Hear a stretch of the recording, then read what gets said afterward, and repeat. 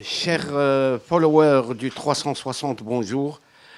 Nous sommes ravis d'accueillir un invité de marque aujourd'hui, son Excellence le président des îles Comores, qui est également président de l'Union africaine. Monsieur le Président, bonjour. Merci beaucoup. Moi aussi, je vous remercie beaucoup. Merci beaucoup. Bonjour. Tout d'abord, avant d'entamer notre entretien, nous voudrions savoir quelle a été votre contribution ici à Tanger dans le cadre de la 15e édition des Meddays. Écoutez, la contribution, elle est morale. Parce qu'effectivement, cette 15e édition, avec le suivi avec de Sa Majesté, le roi Mohamed VI, c'est mon problème personnel. J'en fais mienne. Donc, tout ce qu'il a pu faire, effectivement, pour que ça se passe dans de bonnes conditions, moi, j'ai suivi, ça s'est très bien passé. Et cette année, j'ai eu l'honneur d'être un invité. Effectivement, je remercie beaucoup, aussi bien lui-même, qui est aussi l'organisateur de cet événement, de m'avoir invité. Donc, j'ai eu le personnel de l'ambassade qui a participé au panel de travail. Ils m'ont fait part des résultats très satisfaisants qui ont été faits pour l'intérêt de l'Afrique, dont le roi Mohamed VI est devenu un leader incontesté. Donc on est derrière lui pour qu'il puisse arriver à bon escient par rapport à ses objectifs et ses ambitions pour l'Afrique et pourquoi pour le monde entier. Très bien. Avant d'aborder d'autres sujets, brièvement, Monsieur le Président, si on a un bilan adressé sur votre mandat à la tête de l'Union africaine, avez-vous un point très important à mettre en valeur? Écoute, sans prétention aucune, je crois que le cas le plus concret, c'est l'adhésion au G20.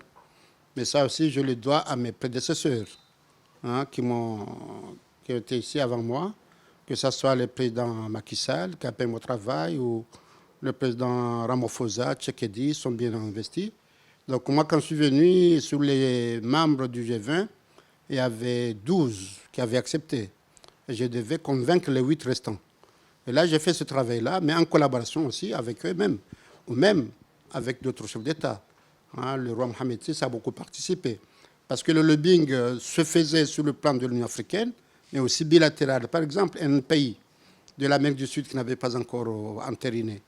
Moi, j'ai envie de le voir, mais j'ai vu un pays qui a des bonnes relations avec lui pour aller le convaincre. Et c'est là où le roi Mohamed VI a joué un rôle.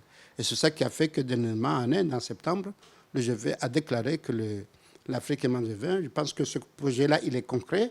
Les autres projets, que ce soit la sécurité ou que ce soit la ZLECAF qu'on est en train de mettre en place, que ce soit effectivement le projet ambitieux que nous avons. C'est que non seulement on veut que l'Afrique ait une voix dans les instances internationales, le G20, demain, Inch'Allah, la Conseil de sécurité, pourquoi pas, mais il va falloir effectivement qu'on convainque les opérateurs économiques externes, enfin, qui ne sont pas de l'Afrique, de venir investir en Afrique, industrialiser l'Afrique. Là, on travaille là-dessus pour les convaincre et j'espère que le travail va continuer, mais le travail le plus dur, c'est la sécurité. Il y a un autre défi majeur, c'est celui du développement économique de l'Afrique. Nous constatons malheureusement que le commerce interpays n'est pas aussi bon que nous le voudrions. Comment pensez-vous sur cette question? Là, il y a un problème de fond qu'il va falloir revoir et ça coïncide bien avec la ZLECAf. Mais le problème de forme, c'est ça, et que sur le plan économique, à chaque fois, il y a des crises. Quand on a connu le Covid, donc il a impacté l'économie mondiale. Quand on a connu la guerre russo-ukrainienne aussi, il a infecté. Aujourd'hui, malheureusement, la guerre du Sahel. Ça, c'est des problèmes qui s'invitent. Mais effectivement, un cadre qu'on devait voir, nous en Afrique, qui va dans le sens de la ZLECAf. Par exemple, nous, aux Comores, une petite consommation, moins de 1 000 habitants, mais on va au Brésil pour commander. On va au Pakistan pour commander. Alors que c'est des choses qu'on peut commander au Kenya à 1 heure de vol, en Éthiopie à 3 heures de vol, mais le contexte colonial a fait que les mesures qui étaient prises, on n'a pas pu les modifier pour les adapter avec les adaptations. Donc la ZLECAf, c'est très important parce qu'effectivement, on peut voir inter-Afrique comment on peut faire avant d'aller en dehors. D'ailleurs, j'en discuté avec le Premier ministre de Maurice, qui lui, il a les mêmes problèmes parce qu'ils ont une demande très, très faible. Il a pourquoi ne pas unir les Comores et Maurice pour commander ensemble? Donc que ça soit à l'extérieur, à l'intérieur de l'Afrique, dans ce temps-là, effectivement, ça va coûter moins cher parce qu'il a une grande quantité. Plutôt, imaginez, je vous donne un exemple du pétrole, par exemple. Nous, on importe du pétrole. Mais la consommation nationale, il n'y a pas un bateau qui va amener la consommation comorienne, parce que il ne va pas gagner. Mais il est obligé d'amener une connaissance de toute l'Afrique pour venir à chaque pays, et ça nous prend du temps. Et des fois, on a risque de pénurie. Donc, vous pensez qu'il y a une nécessité de promouvoir les accords de libre-échange? Il y a une urgence. Mais il faut un peu plus de temps pour faire les choses bien. Bien. Parce qu'effectivement, le constat qu'on a fait, il y a une remédiation. Maintenant, on est à les CAF africaine. Il y a 8 pays, un pays qui n'a pas signé et 8 pays qui n'ont pas encore ratifié. Est-ce qu'on attend à ce que tous les pays ratifient? Ou on décide que ceux qui ont ratifié, comment on concrétise? Il y a une situation quand même qui est plus facile, enfin moins difficile. On a des CER, ce qu'on appelle le comité régional. Est-ce qu'on peut commencer par les communautés régionales avant de faire pour l'Assemblée de l'Afrique? C'est des étapes qu'il va falloir se voir ensemble pour se mettre d'accord. L'Afrique doit relever aussi un défi, surtout au Sahel, c'est celui de la lutte contre le terrorisme. Tout à fait, tout à fait. C'est un défi très, très, très, très difficile. Parce qu'effectivement, malheureusement, c'était ailleurs et ça s'est invité en Afrique. Il n'y a pas un pays africain qui est épargné. Donc nous, par exemple, en Afrique de l'Est, ce terrorisme, il est malheureusement au Somalie, au Mozambique. Donc on doit faire attention. Donc ce problème de terrorisme, c'est un problème quand même très, très, très, très dur qu'il va falloir se voir parce qu'il y a la lutte, mais il y a la prévention. Parce qu'il vaut mieux prévenir que guérir. Comment ce terrorisme s'est installé en Afrique, voir ces éléments qu'on fait qui s'installent, on s'attaque aux événements, mais pendant ce temps-là, effectivement, on voit. Moi, je pense que c'est un problème socio-économique, c'est un problème des jeunes qui sont désœuvrés, qui ne sont pas formés, qui ne sont pas orientés, et qui sont manipulés pour des raisons de précarité et qui sont utilisés. Mais si on arrive, enfin, sans prétention aucune, à avoir une jeunesse formée et puis aussi employée, ben jusqu'à 18 heures, il va dormir, il va voir sa femme et les enfants, au lieu d'être dans les mains des rapaces pour faire n'importe quoi. Monsieur le Président, vous avez devant vous un défi aussi à surmonter, c'est celui de l'admission d'une république qui n'est pas acceptée au sein de l'Union africaine et il faut rectifier une anomalie historique. Que pensez-vous de ça? Ça, c'est une question. Vous savez, ça s'est passé depuis des années et des années. Mais comme je l'ai dit tout à l'heure, heureusement, le président Ahmed Abdallah, il a solidarisé avec le roi Hassan II. Et depuis, il y a un légué, enfin, il y a un héritage qui est légué au président qui suit. Donc, la marocanité du Sahel, pour nous, il n'y a pas de débat.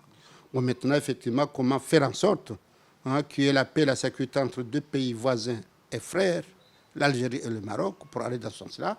Donc, vous vous souvenez que le Maroc avait quitté l'Union africaine, mais dernièrement, on était parmi les gens qui ont fait que le Maroc doit réintégrer, parce que c'est un pilier de l'Union africaine. Les fondateurs de l'OIA, y compris le roi Hassan II, il était parmi. Donc le Maroc ne peut pas... Enfin, j'ai convaincu mes pères, j'ai dit, écoutez, qu'est-ce qui perd? Est-ce que c'est le Maroc ou c'est l'Afrique? Il n'y a pas un pays africain qui n'a pas de relations bilatérales avec le Maroc, avec des résultats tangibles. Mais comment aujourd'hui je peux avoir le Maroc bilatéral et ne pas l'avoir de l'Union africaine? Donc, effectivement, on acceptait qu'il réintègre, mais le problème est là. Monsieur le Président, ma dernière question, est-ce qu'on est conscient du fait que cette anomalie, que cette représentation d'une république fantoche bloque le travail de l'Union africaine? J'ai en mémoire le dernier forum au sommet qui devait réunir la Ligue arabe et l'Afrique et qui a été reporté. Écoutez, maintenant, je suis le président de la conférence africaine. Donc, je ne peux pas être juge et parti. Maintenant, je suis juge. Donc, il y a des questions que je peux répondre en tant que juge et des questions que je répondrai en tant que parti. Maintenant, en tant que juge, je fais tout pour qu'il y ait un consensus dans ce travail-là. Comme vous l'avez dit, il y a eu des cacophonies. Bon, on était en Tunisie, par exemple, quand il y avait l'ATCAD en Tunisie, on a vu ces cacophonies-là. Donc, bon, maintenant, c'est de voir, parce que ça arrive dans ce qu'on appelle les sommets France, les sommets Afrique, pays, ou Afrique, continent. Donc, on n'a pas réussi à dire qui doit inviter qui et qui l'invite. Il y a deux Afriques.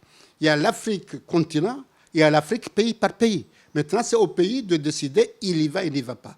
Donc, c'est quand même un problème un peu complexe. J'en ai discuté avec Moussa Faki, qu'il va falloir maintenant voir quel est le pays qui doit inviter l'Afrique ou le pays qui décide d'embiguer des pays africains. Là, les pays africains sont libres.